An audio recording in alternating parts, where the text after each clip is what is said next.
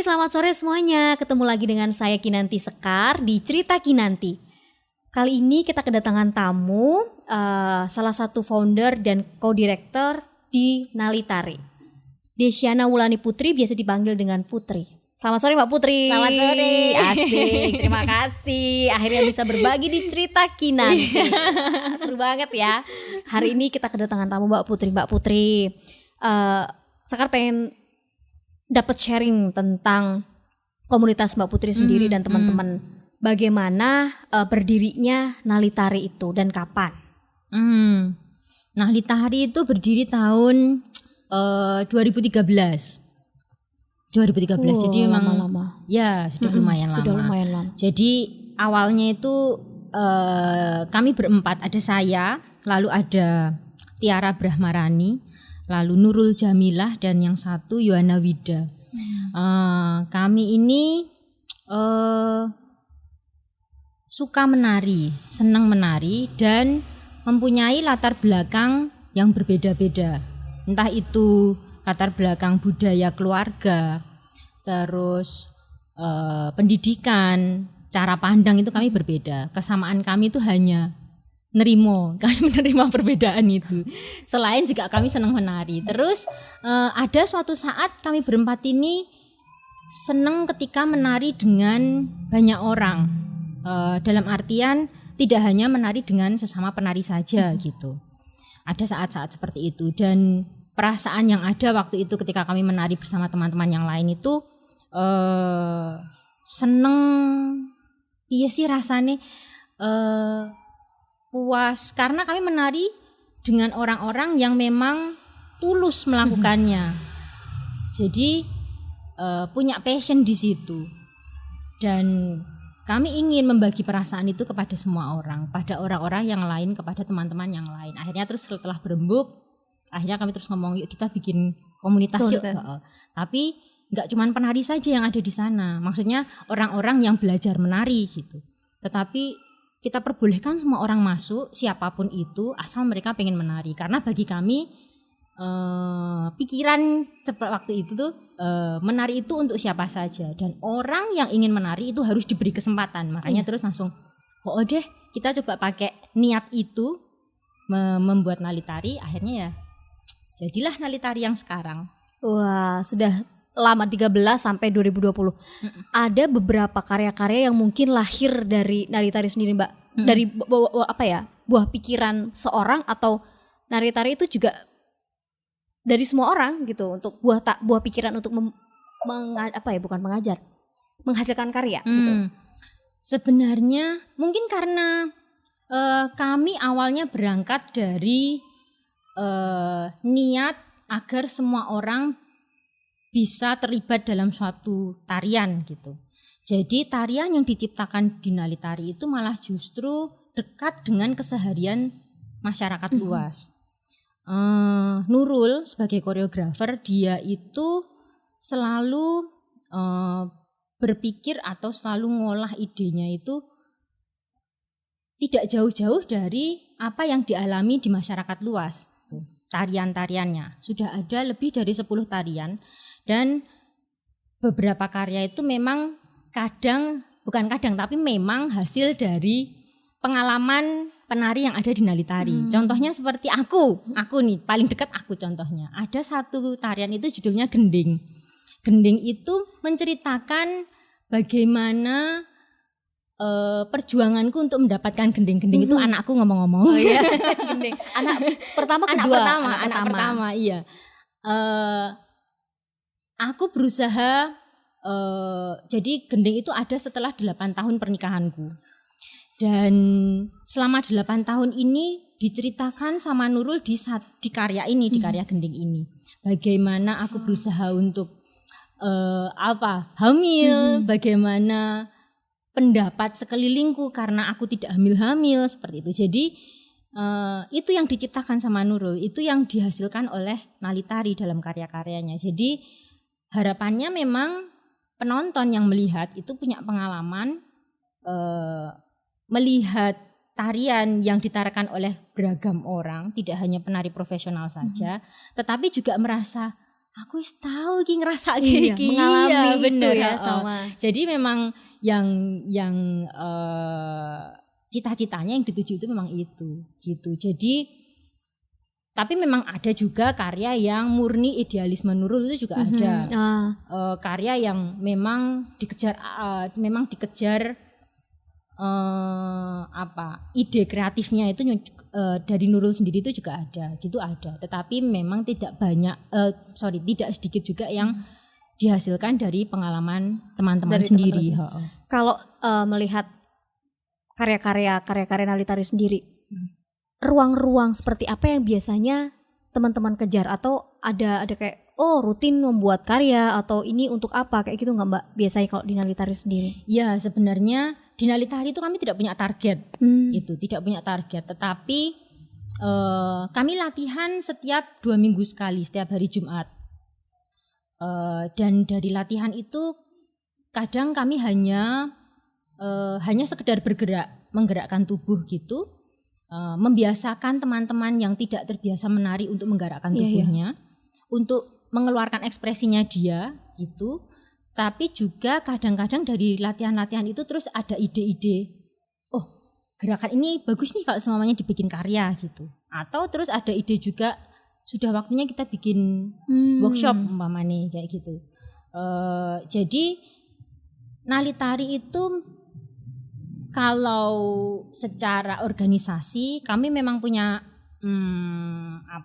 target, memang punya planning untuk komunitas itu memang ada. Jadi setiap setahun sekali di akhir tahun itu kami berempat, founder ini, manajemen ini, ngomongin setahun ke depan kita mau ngapain nih gitu. Mau ikut, kalau bisa targetnya adalah kita punya 5 kali pentas, 2 kali membuat workshop, lalu ada 5 karya yang diciptakan umpamanya gitu. Tapi itu hanya sebagai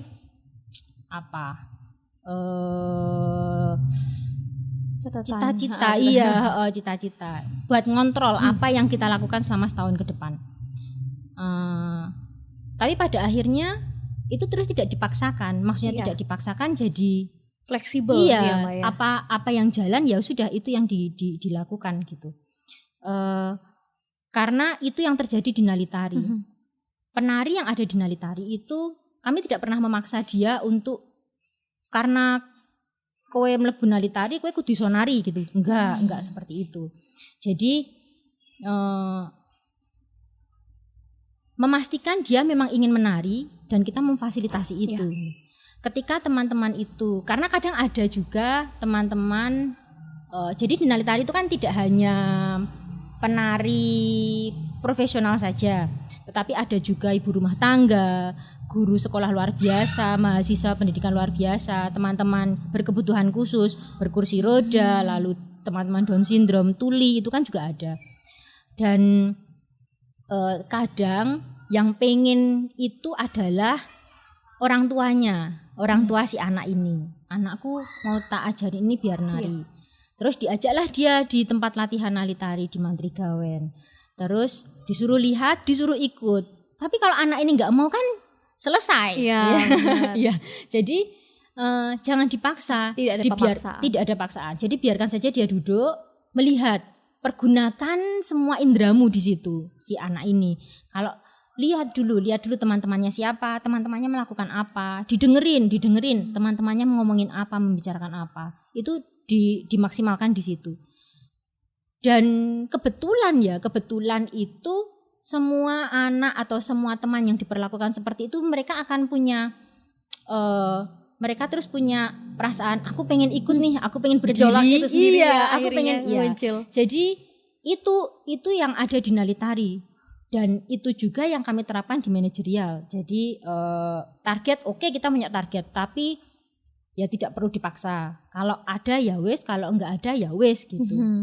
Karena pada dasarnya kami nerimo itu tadi menerima. Dasar proses itu menerima. Iya, menerima. Tapi melihat cara Mbak Putri sendiri dan teman-teman mungkin ya aku ngelihat bagaimana ngomong itu tadi loh Mbak. Tips atau trik-trik yang Mbak Putri sendiri bawakan, kadang orang melihat ya mungkin nuansa ada kok kasihan ya, kok ini ya gitu. Jadi bagaimana cara Mbak Putri sendiri menepiskan itu semua untuk mempercayakan bahwa dia itu mampu untuk menari? Ini gini. Yang lebih penting di sini justru bukan satu individu ini, tetapi orang-orang yang ada di sekelilingnya. Nali tari itu kami percaya dengan kata inklusi, inklusivitas itu yang menjadi dasar kami bergerak sebenarnya. Jadi bagaimana, karena bagi kami inklusivitas itu artinya adalah kemampuan untuk memahami orang lain, kemudian menyesuaikan diri dengan lingkungan itu tanpa melupakan identitas diri sendiri dan tanpa merendahkan atau menghilangkan identitas orang lain gitu. Jadi ketika lingkungan itu mendukung, ketika lingkungan itu mempunyai paham seperti itu, tidak akan ada orang yang merasa ditinggal atau disingkirkan. Itu konsep yang ada di Nali Tari. Jadi kalau bagaimana caranya biar si anak atau si individu ini merasa pede atau merasa ayo toh kamu tuh bisa, kamu harus menyebut dirimu penari karena kamu bisa menari gitu. Ya lingkungannya dulu yang diciptakan, yang dibentuk. Iya benar, yang diciptakan lingkungannya dulu. Kita tidak bisa semata-mata, kalau menurut pengalaman nari tari kita tidak bisa langsung ngomong Lutfi kamu itu penari karena kamu bisa menggerakkan tangan. Tidak bisa, karena kita nggak ngerti dia apakah dia percaya kalau tangannya itu bisa digerakkan. Apakah kita percaya kalau dia itu bisa jengkeng, bisa silo kayak gitu kan? Tidak bisa. Dia harus mencoba sendiri, dia harus memperhatikan sekelilingnya, dia harus ngerti jengkeng itu seperti apa, silo itu seperti apa, dan dia harus mencoba. Jadi pendidikannya atau edukasinya seperti itu. Perlihatkan dulu caranya, biarkan dia melihat, biarkan dia mendengar kayak dan gitu. dia meresapi sendiri apa iya, itu benar, dan sendiri, dia gitu. mencoba sendiri dan akhirnya aku iso loh Mbak silo, aku iso loh Mbak jengkeng, aku iso. Ya iya memang itu, iya memang seperti itu. Karena mungkin kalau di tari itu kan bekal-bekal tarian gitu, kalau di teman-teman nali tari bahwa semuanya adalah saling mempelajari bersama di dunia ini. Nah, program-program apa yang mungkin sudah Mbak Putri dan teman-teman bagikan ke mereka, atau ada program-program lain yang itu juga support mereka gitu Mbak? Selain latihan itu tadi, kami juga ada workshop. Workshop ini terbuka untuk umum. Jadi gini, mungkin sebelumnya aku cerita dulu. Dari tahun 2013 selama 5 tahun, tahun 2018 kemarin akhirnya kami berani. Akhirnya kami berani kudu wani. Wani karo nekat harus itu ya. Kami mengembangkan metode tari inklusi nali tari. Selama 5 tahun itu kami belajar mengikuti seminar, mengikuti workshop dengan penari yang lain, ngobrol, kolaborasi dengan bermacam jenis penari dan teman ya pokoknya teman ngobrol gitu. Akhirnya kami mengembangkan metode tari inklusi ini.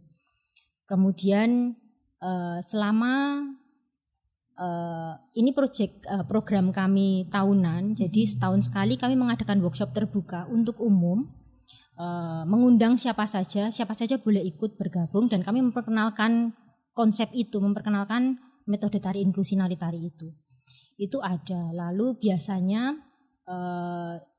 kami membuka program itu 2 minggu, 2 minggu, lalu di hari terakhir kami akan mengadakan presentasi kecil-kecilan gitu. Jadi teman-teman yang ikut workshop kecil gitu teman-teman yang ikut workshop itu pentas gitu. Apa yang mereka dapat selama 2 minggu ini? Terus tarian seperti apa yang menurutmu tari itu seperti apa kayak gitu.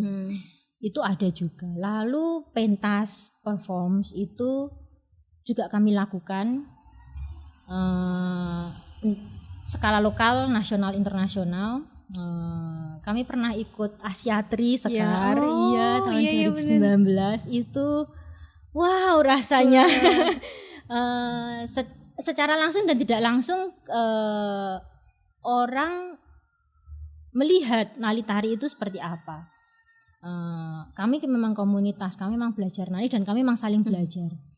Tetapi memang pertunjukan atau pentas dan ditonton oleh banyak orang itu menjadi salah satu pengalaman tertentu. Iya, pengalaman tertentu bagi teman-teman nali tari. Iya, benar. Lalu ada juga kami membuat kolaborasi dengan teman-teman. Kami baru mengembangkan program namanya Showcase Inklusi beberapa waktu yang lalu, dan salah satunya adalah salah satunya adalah Sanggar SSKS ini terlibat di dalamnya. Jadi itu yang akan menjadi rutin program ya? Iya benar, program rutinnya seperti itu. Dan itu berkolaborasi dengan lintas disiplin atau semua. Hanya akan Iya, semua disiplin ilmu kalau bisa ikut gitu. Iya, karena kami percaya metode inklusi ini, metode tari inklusi ini walaupun namanya metode tari inklusi, tapi sebenarnya metode ini bisa dipergunakan atau dilakukan di mana saja, di karena memang pengennya kan kalau nali tari itu kan sebenarnya terciptanya itu kan karena pengen menghubungkan banyak orang melalui tarian gitu. Harusnya bisa juga sih menghubungkan banyak orang di media yang lain, harusnya kan itu. Akan terjadi, semoga ya Mbak. Karena dari Sekar sendiri pun juga mengalami itu. Sekar punya bekal tentang pertunjukan tari atau pembelajaran tentang nari, tapi di sini di nali tari sendiri Sekar mendapatkan bahwa ilmu itu ya kamu punya ilmu, kamu salah kayak dulu gitu, kayak kayak kodike, kamu harus membaca situasi, kamu harus belajar cepat bagaimana kamu berimprovisasi menyusun. Nah itu aku dapetin di nali tari tuh. Menyenangkan sekali karena cepat kilat, kita harus gini gitu. Nah dan aku senang aja ngelihat teman-teman nali tari pembawaannya itu loh Mbak, untuk selalu bisa momong. Kalau aku bilang momong itu kan nggak semuanya orang bisa momong Mbak. Bagaimana orang cepat tanggap untuk itulah pokoknya ringan gitu. Aku ngeliat kayak oke. Aku sama Alfi sempat ngobrol gitu kan, Mbak Putri gimana ya caranya? Oh ternyata dia tuh gini loh Mbak. Kayaknya dia menghilangkan semua yang stereotip tentang bla bla bla bla, dan itu harus kayaknya gitu deh. Oke. Jadi banyak sekali pengalaman yang saya dapatkan. Iya benar. Menarik sekali. Dan salah satunya apa yang sudah teman-teman nali tari lakukan pada waktu pandemi, atau ada sesuatu hal yang didapatkan di pandemik itu Mbak? Ya, jadi sejak 2020 kemarin itu kan memang kami tidak ada kegiatan karena beberapa teman itu kan memang rentan untuk keluar rumah kan. Iya. Jadi semua kegiatan yang bertemu, yang ngumpul-ngumpul itu kami pending dulu, semua diliburkan dulu. Tapi terus bulan setelah bulan Maret itu, setelah kita selesai semuanya itu selesai rampung. Tapi masih protokoler. Kan terus langsung iki ngopo iki nek ngene iki, karena terus teman-teman yang ada di rumah kan yang ribut. Mbak latihan meneh kapan? Iki kenapa mandek suwi tenan iki ngopo aku nek. Oh gitu. Oke. Berarti gemes ya. Turu mangan wae. Jadi terus langsung adek kudu ngopo ya? Adek kudu ngopo? Akhirnya berempat itu rembukan, adek kudu ngopo? Gawe program meneh wae yuk, tapi sing iso dilakukan di rumah gitu. Akhirnya kami membuat program nali tari di rumah aja waktu itu. Jadi teman-teman membuat karya tari, tapi Nurul membuat ide. Jadi dasarnya itu buatlah tarian dengan menggunakan tangan gitu. Nah, terus teman-teman yang di rumah patikan itu yang biasanya terus mereka bikin tangan gitu, gerakan-gerakan tangan. Di video dikompil jadi satu, dibikin video pertunjukan gitu. Wah, terus itu disebar di media sosial nali tari itu. Udah selesai. 2 minggu kemudian, iki rampung ki mau ngono kuwi. Wah, iki rapi iki. Seru itu. Bu Nurul ono apa meneh, Bu? Oh iya gawe meneh. Akhirnya terus sekarang kaki. Gitu. Jadi itu tantangan yang ada di nali tari itu sebenarnya kayak gitu juga ada. Jadi gimana caranya kami harus habis ini ngapain. Karena target yang tiap tahun kami bikin itu kadang-kadang malah melebihi target, karena justru dorongan dari teman-teman ini, dari teman-teman penari. Mereka semangatnya mereka untuk itu ketulusan atau passion yang aku bilang di awal tadi. Orang-orang atau teman-teman dengan niat yang sebegitu besarnya itu begitu menari, wow luar biasa sekali. Iya, bener. Aku langsung wah merinding aku nek ngene iki carane narine iki kalah aku iso. Karena aku ngeliat di video pada waktu itu Mbak Putri juga pernah menunjukkan bahwa teman-teman di sini semuanya nari inklusi, ada lagu, ada tari, ada yang itu loh Mbak, yang video untuk lomba ya kalau nggak salah ya, yang nah itu durasinya juga durasi pembuatannya juga waktu pandemik ya. Iya. Dan itu semuanya hari H langsung atau ada direct tertentu yang teman-teman nari tari? Iya, jadi kalau lakukan. Biasanya kalau ada program seperti itu kan kolaborasi sebenarnya, kolaborasi dengan salah satu penyanyi, terus lagunya itu dikirimkan dulu ke Nali Tari, terus sama Nurul diolah, digerakannya seperti ini, terus itu disebar di WhatsApp grup. musiknya. Iya, musiknya dan konsep tariannya seperti apa biasanya seperti itu. Karena kan kalau yang pandemi kemarin itu kan karena kita memang benar-benar tidak boleh berkerumun, riuh gitu toh. Makanya terus cara penyebarannya seperti itu. Tetapi kalau sebelum pandemi memang biasanya kami akan ada latihan. Jadi latihan dulu, iya sudah harus latihan. Nurul itu dia itu walaupun Rimo, tapi idealis koreografernya kan tetap jalan kan dia. Iya, kalau seorang koreografer gitu kan.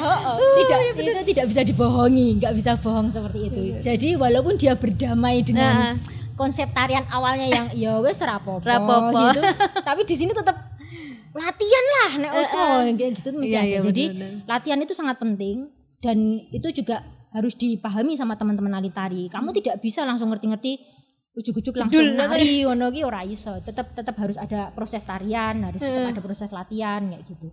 Itu juga yang terjadi kemarin dulu kolaborasi terakhir itu latihan di rumah dulu.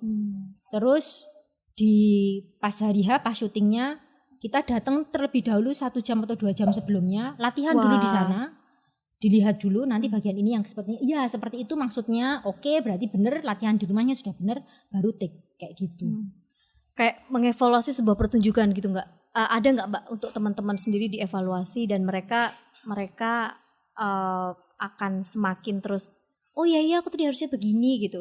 Ya, setiap ada. Pertunjukan apakah akan ada evaluasi? Iya, di ada evaluasi. Biasanya terus kami make alasannya nonton bareng gitu. Oke, ya benar. Nonton bareng.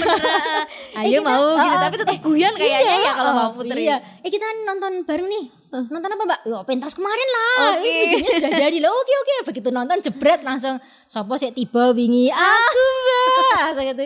Kuwi bagus sopo sik wingi nabrak kursine duta. Aku wingi sik nabrak itu ya kayak tapi gitu. Tapi tetap keceriaan iya, ya. Benar. Karena memang mereka penari, tapi niatnya kan berbeda dengan penari profesional. Niatnya berbeda dan itu yang harus dijaga, di komunitas seperti bener, itu. Mbak.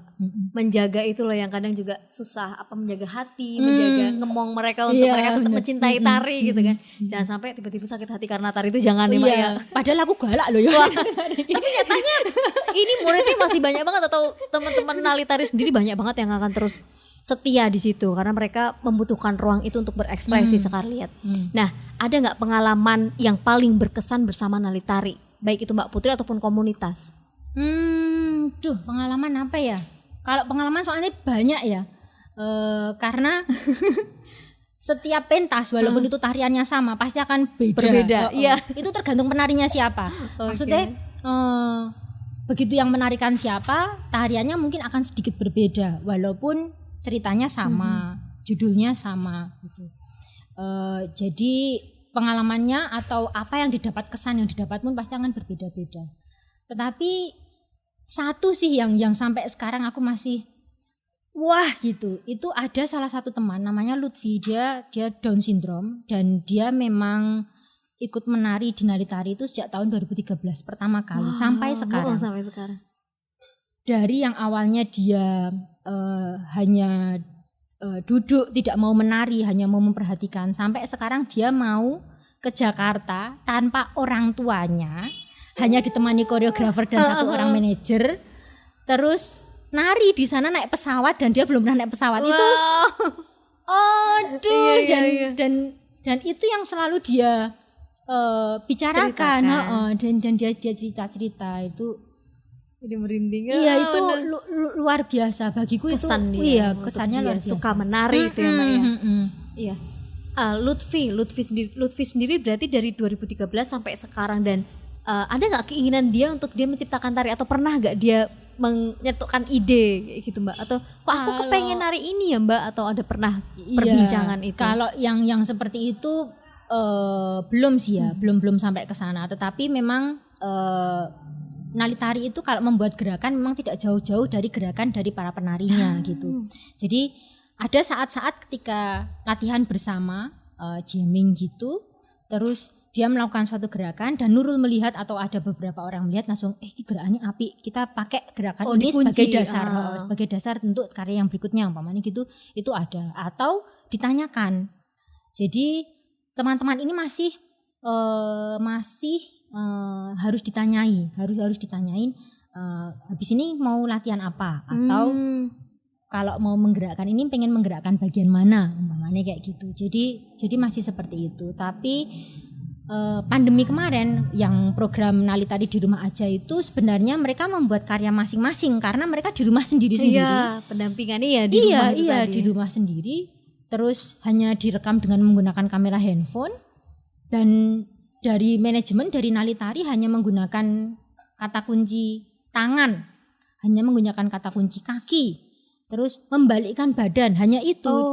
Dan mereka membuat gerakan sendiri. Jadi kupikir mereka sebenarnya sudah membuat tarian sendiri di rumah. Tari gitu ya, dan mereka sudah ngerti pas ini aku menghadap belakang saja, terus detik kesekian pas lagunya ini aku menghadap ke depan. Itu kan itu sudah merangkai. Sudah merangkai.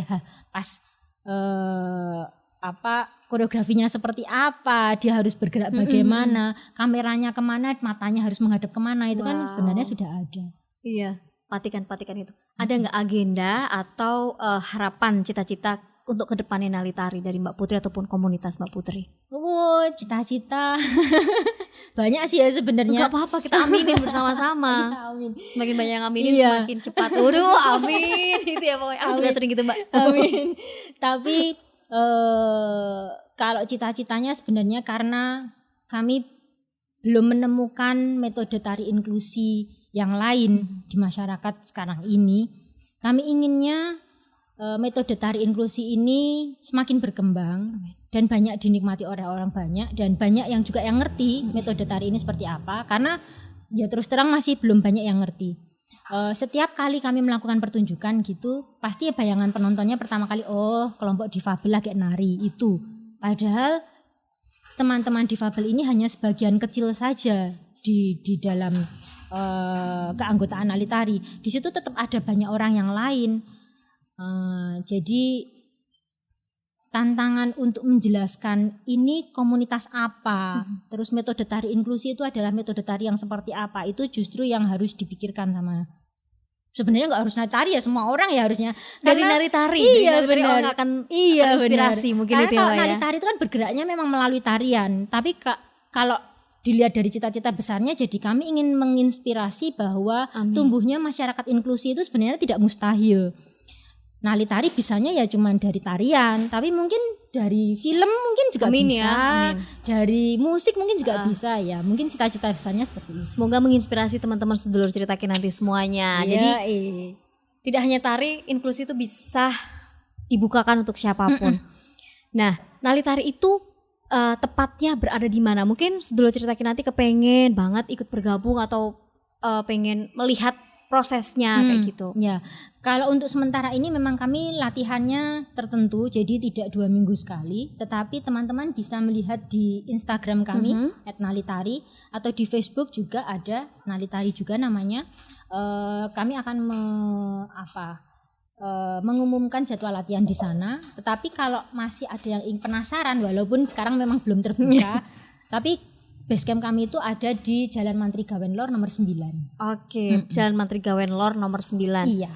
Jadi bisa jujuk itu ke sana. Jadi semuanya terbuka untuk teman-teman belajar. Begitupun workshop atau kegiatan-kegiatan ya, kolaborasi. Iya, mau kolaborasi iya, karena tahun ini kayaknya kolaborasinya banyak banget ya. Banyak sekali, Nalitari ya. iya. Seluruh sekali. Semakin banyak karya yang dilahirkan dari teman-teman Nalitari. Amin, pangestunya pokoknya, pangestunya. Amin. Tadi harapan dan cita-cita sudah. Nah, pesan untuk teman-teman cerita Kinanti. Pesan. Yang pertama, nerimo. Terimalah dirimu apa adanya, karena begitu kamu menerima dirimu apa adanya, kamu juga akan menerima keberadaan orang lain. Dan itu penting. Ingatlah bahwa kamu tidak sendirian di sini, ada orang lain. Nek butuh hewangi-hewangi yang jawi loh. Iya. Jabel. Kayak kemarin kita jabel-jabelan terus pokoknya. Itu seru. Ya, terima kasih banyak Mbak Putri sudah bersedia hadir di Cerita Kinanti. Juga Sekar Kinanti. Nanti kita pengen menayangkan sedikit cuplikan kolaborasi kita waktu itu di programnya Nalitari. Jadi saksikan di Cerita Kinanti setiap hari Jumat jam 4 sore di channel Sanggar Seni Kinanti Sekar. Kita say goodbye-nya, goodbye pakai bahasa Inggris loh. Tadi tuh bahasa Inggris jadi belajar dadanya, pamitnya, nyiting, terus dibuang gini Mbak. Jadi kita bilangnya siap. Cerita Kinanti. Oke. Terus Nanti langsung ngomong Cerita Kinanti. Cerita Kinanti. Oh siap. Jangan lupa saksikan terus setiap hari Jumat jam 4 sore di channel Sanggar Seni Kinanti Sekar di Cerita Kinanti.